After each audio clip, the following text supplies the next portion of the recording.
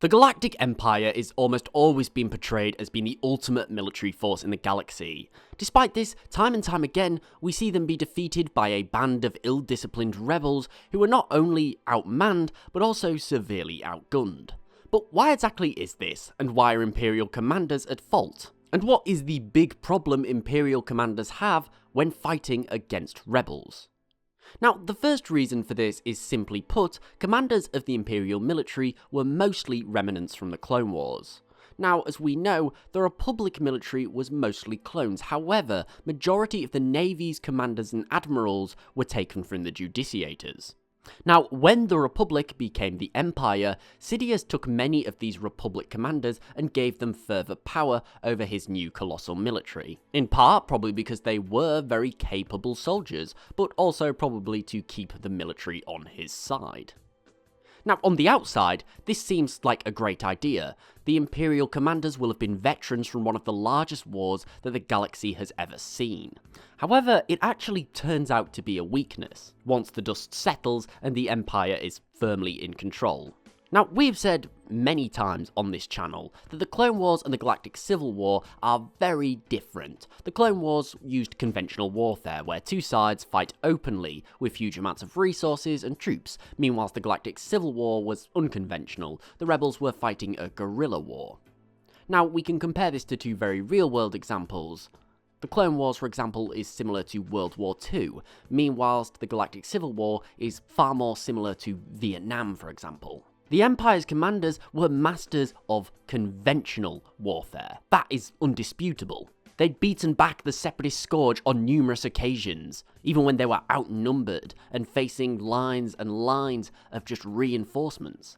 However, the rebels were very different. They didn't fight in this way. They would never engage the Empire directly. They were hit and run. Basically, the rebellion would do whatever it took to avoid fighting the Empire in a fair fight.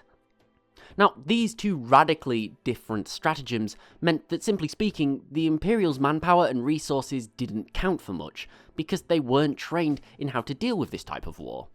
This is one of the biggest reasons why the Empire always responds with absolute force, often acts of cruelty on civilian populations, for example, because that's how they believed that they were supposed to behave. They were used to fighting in war zones, not civilian centres where the rebels normally did.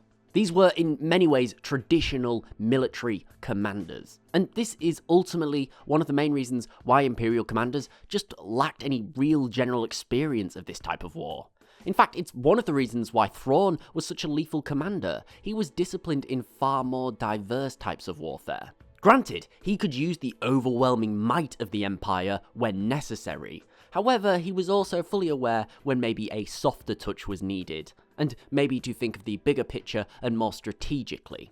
Now, there was of course many other reasons why the Imperials were often outmatched by the rebels. Another one that I do just want to mention here is because the ranks of the Empire were largely influenced by nepotism. You see, those Imperial commanders and politicians who were loyal to Sidious were very quickly to push their children and friends into the military, giving them a cushy position that they were largely unqualified for, because the pay was good and it gave them incredible amounts of power. So a lot of the time these rebels would find themselves going up against the son or daughter of a politician or a military commander that had no real right commanding the forces that they did. Finally, we have the fact that Imperial commanders, a lot of the time, are just involved in their own agendas, and they really didn't want to have to deal with the rebels. You see, Imperial moths and admirals, etc., they were busy empowering themselves, enriching themselves and making their own lives better, seizing assets and involving themselves in petty power plays with one another. For this reason, the odd rebel attack is just something that to a lot of them was just unimportant. Losing troops and a few TIE fighters, it's okay. These commanders are focused on getting the next promotion, seizing control of those mines, for example, getting one over on their competition.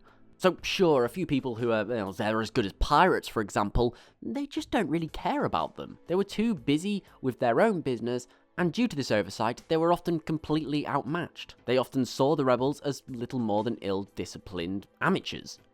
And although this was often true, their negligence often meant that these relative amateurs, who they could have easily destroyed, got some lucky hits in and actually did a lot of damage. But what do you guys think? Why exactly were Imperial commanders often quite incompetent at their jobs? Let me know in the comments below. Thank you for watching. I really do hope that you enjoyed this video. If so, please remember to like, share and sub, as it is really appreciated and it helps the channel grow. Also, don't forget to follow me on Twitter at the Law Guy and tick the bell to get regular updates. Most importantly, thank you so much for watching. I know videos are coming out quite slowly at the moment and I do apologise for it, but I really do hope that you enjoyed this video. Hope you're all having a great day and I'll see you next time.